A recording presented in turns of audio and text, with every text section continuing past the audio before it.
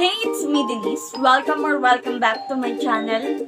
For today's video, what I will show you is simple habits that we should start doing today.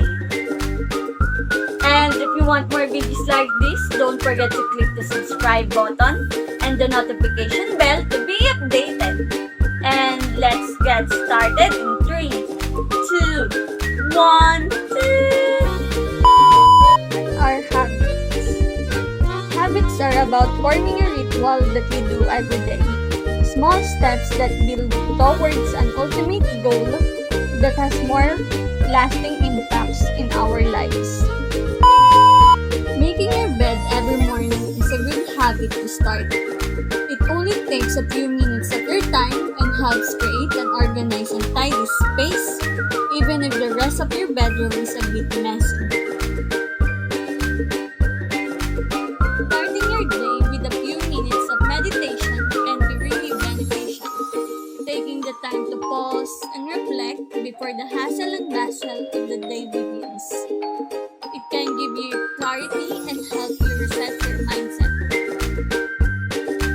Getting your work area clean and organized can help you improve your concentration and productivity.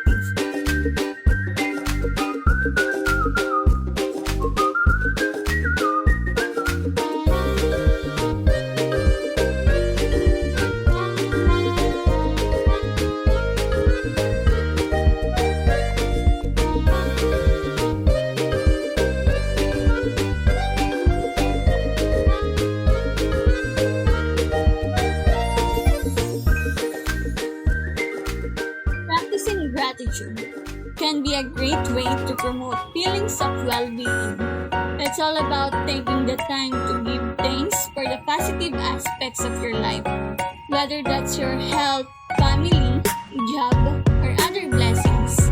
Focusing on these things instead of fixating on those we think we lack can help us more mindful and content.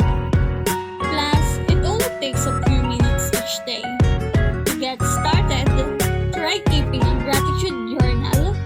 Simply writing down what you're thankful for can have an impact on how you feel.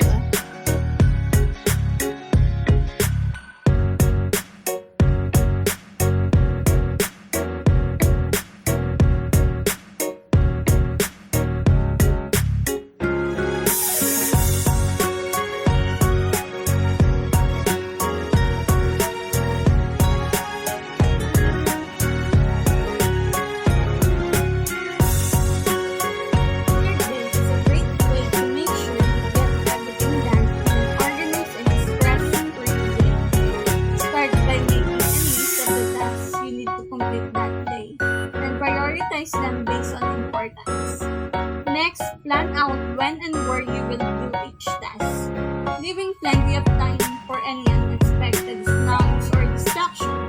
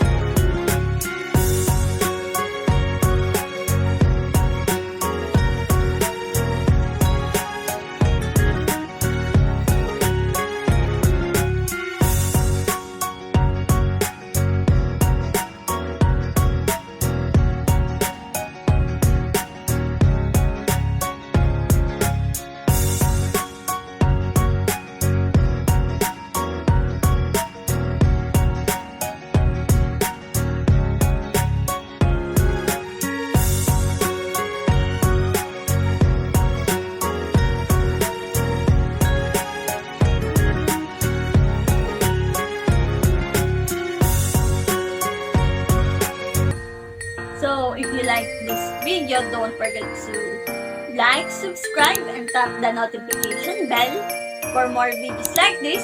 And thank you so much for watching. See you on my next video. Bye for now!